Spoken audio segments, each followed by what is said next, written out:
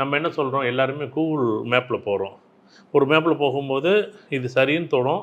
இந்த பாதையை விட்டுட்டோம்னா அடுத்த பாதையை காமிக்கும். அடுத்த பாதையை விட்டு அடுத்த பாதையை காமிக்கும்.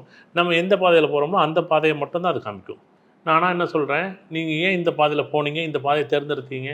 முடிஞ்சது பிறகு வரக்கூடிய அனுபவங்கள், இது நான் எனக்கு இந்த இடத்துல டீ கடை ஒத்து வராது, ரூ. 10,00,000 எனக்கு நட்டமாயிடும்.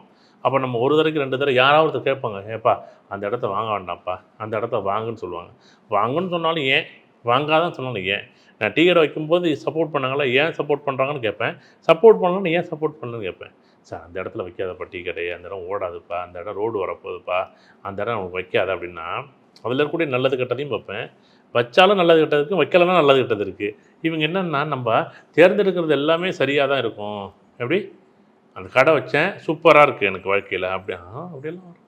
அதுக்காக தான் ஒவ்வொன்னுக்கும் ஒரு மறுபக்கம் இருக்கான்னா இருக்கு. நீங்க 100% 1000% நான் என்ன சொல்றேன், ஒவ்வொரு செயலோட பின்பக்கம் இருக்கான்னா இருக்கு. இப்போ உதாரணமா, அதே பைக்கோட உதாரணமே எடுத்துக்கோங்களேன். ஒரு கார் வேகமா போகுது.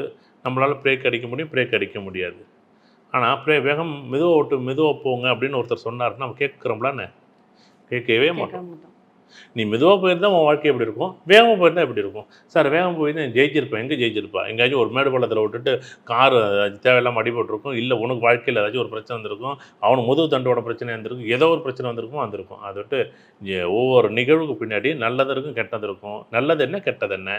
கெட்டதில் நல்லது என்ன? கெட்டது என்ன? நல்லதில கெட்டது என்ன? நல்லது என்ன? அப்படின்னு ஒரு விதமான ஒரு உணர்வு நிலை. இந்த புத்தகம் படிக்கிறவங்களுக்கு தான் இது அவ்வளோ அழகா புரியும்.